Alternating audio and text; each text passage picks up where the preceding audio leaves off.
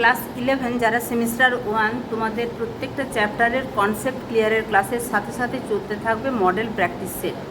এই প্রত্যেকটা model practice set যদি তোমরা এখন থেকে করতে থাকো তাহলে বুঝতে পারবে কীরকম প্রশ্ন থাকবে।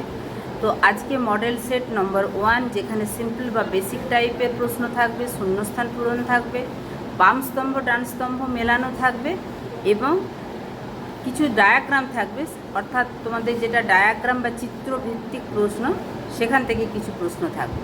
তাহলে চলো শুরু করা যাক মডেল সেট 1। হ্যাঁ, তাহলে পার্ট এ, জিওগ্রাফি শব্দটি প্রথম ব্যবহার করেন এরাটোস্থেনিস। মহাবিস্ফোরণ তত্ত্ব অনুযায়ী পৃথিবীর সৃষ্টি হয়েছে নীহারিকা না ধূমকেতু না ছায়াপথ না সিঙ্গুলারিটি? সিঙ্গুলারিটি হচ্ছে অতি ক্ষুদ্র অসীম ঘন আদি বিন্দু। মহাবিস্ফোরণ তত্ত্ব অনুযায়ী আদি বিন্দু থেকেই পৃথিবীর সৃষ্টি হয়েছে, তাই সঠিক উত্তর ডি। অনুভূমিক চাপে ভঙ্গিল পর্বতমালা সৃষ্টির কারণ হচ্ছে গিরিজনী আলোড়ন। ঊর্ধ্ব গুরুমণ্ডল ও নিম্ন গুরুমণ্ডলের মাঝে রয়েছে মোহরভিষিক বিযুক্তি। ভূমিকম্পের পি তরঙ্গের বৈশিষ্ট্য হলো এটি সর্বাধিক দ্রুত গতি সম্পন্ন তরঙ্গ। সান আন্দ্রিয়াস চ্যুতি ড্যাশ পাতসীমানায় অবস্থিত? নিরপেক্ষ পাতসীমানায় অবস্থিত। যে প্রক্রিয়ায় ভূমির উচ্চতা হ্রাস পায় তাকে বলে অবরোহণ প্রক্রিয়া। ম্যাগমার ঊর্ধ্বমুখী প্রবাহকে বলে প্লিউম।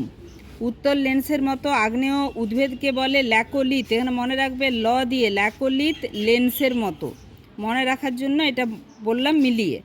বেনিয়ব জোন ভূমিকম্প প্রবণ হওয়ার কারণ, এটা হচ্ছে একটি পাত অপর পাতের নিচে অনুপ্রবেশ করে। ভারী পাতটা হালকা পাত যে আছে তার নিচে অনুপ্রবেশ করে। এরপরে 11 দাগে, উচ্চতা বৃদ্ধির সঙ্গে সঙ্গে উষ্ণতা হ্রাস পায় বায়ুমণ্ডলের যে স্তরে? ট্রপোস্ফিয়ারেও উষ্ণতা হ্রাস পায়। ট্রপোস্ফিয়ারের উপরের স্তর স্ট্র্যাটোস্ফিয়ারে আবার বাড়তে থাকে, মেসোস্ফিয়ারে আবার হ্রাস পায়। তাহলে সঠিক উত্তর সি। কোনটি গ্রিনহাউস গ্যাস নয়? অক্সিজেন।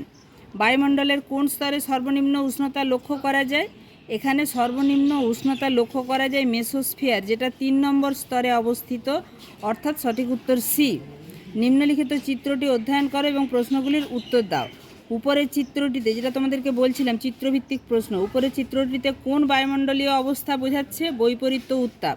অর্থাৎ নিচে দেখো উষ্ণতা কম, উপরের দিকে এটা ট্রপোস্ফিয়ার, তো ভূমিভাগের উপরে এইখানে উষ্ণতা বেশি হবে, উপরের দিকে কম হয়। এখানে উপরের দিকে বেশি দেখছি, তার মানে বৈপরীত্য উত্তাপ।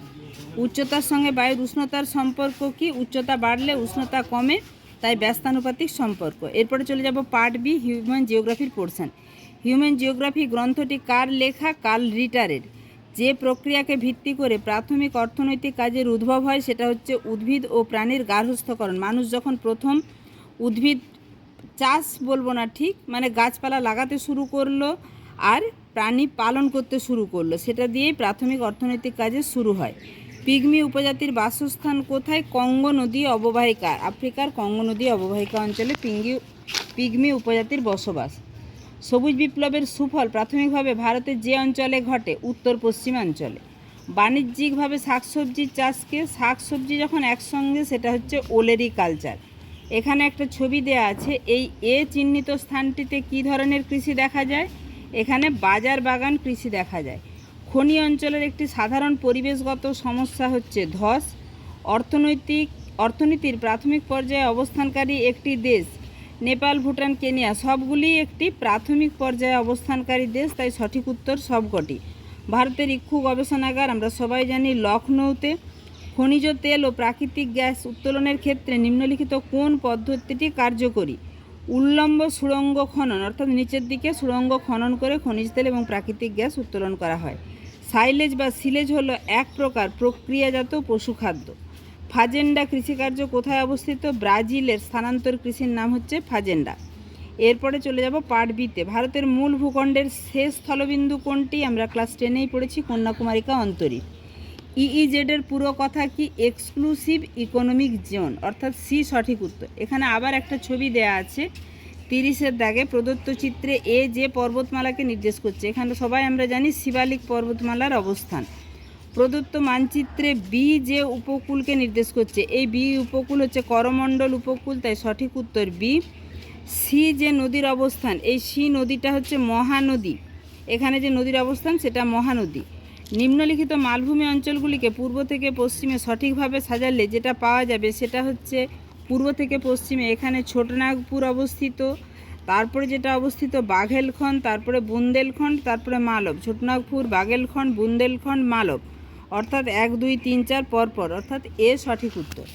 এরপরে 34, নিম্নলিখিত কোন নদীর মোহনায় বদ্বীপ নেই? এখানে যে নদীগুলি আছে ABCD 4টে অপশানে, তার মধ্যে নর্মদা নদীর মোহনায় বদ্বীপ নেই। এখানে বাম স্তম্ভ ডান স্তম্ভ মেলানো, তোমাদেরকে বলছিলাম বাম স্তম্ভ ডান স্তম্ভ তোমাদের প্রশ্ন আসবে, এরকমভাবেই আসবে। দামোদর, এটা হচ্ছে দুঃখের নদী, অর্থাৎ 1-এর সাথে যাচ্ছে বি। কাবেরী, দক্ষিণ ভারতের গঙ্গা, 2-এর সাথে সি। ব্রহ্মপুত্র মাজুলি চর দেখা যায়, 3-এর সাথে ডি।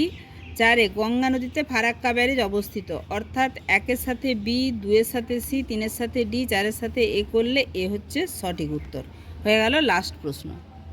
তাহলে এভাবে প্রত্যেকটা সেট প্র্যাকটিস করতে থাকো এবং প্রত্যেকটা সেট প্র্যাকটিসের জন্য অবশ্যই চ্যানেলটা সাবস্ক্রাইব করে রাখো, অবশ্যই একটা লাইক করে দিও এবং বন্ধুদের মাঝে গুরুত্বপূর্ণ এই তথ্যটা শেয়ার করে দিও যে এই চ্যানেল থেকে সমস্ত মডেল সেট এভাবেই সলভ করা হয় এবং সঙ্গে কনসেপ্ট ক্লিয়ারের ক্লাস থাকে, তোমাদের প্রয়োজন মতো নোটস, সাজেশন, ভিডিও সমস্ত কিছু দেওয়া হয়।